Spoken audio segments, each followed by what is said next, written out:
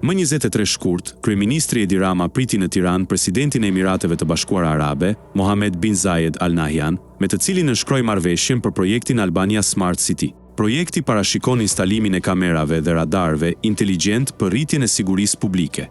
Fillimisht me kosto $60 milion, projekti u rrit në $118.5 milion, që do të financohet nga një huaj e fondit të zhvillimit të Abu Dhabit. Qeveria nuk dha shpjegim për dyfishimin e kostos. Marrëveshja përfshin blerjen e mirë a kamerave për njohjen e targave, monitorimin e trafikut dhe përdorim nga policia, si dhe radar inteligjent. Opozita dhe ekspertët kritikojnë mungesën e transparencës dhe rrezikun e keqpërdorimit politik. Deputetja Jorida Tabaku e cilëson marrëveshjen në kundërshtim me rregullat e Bashkimit Evropian.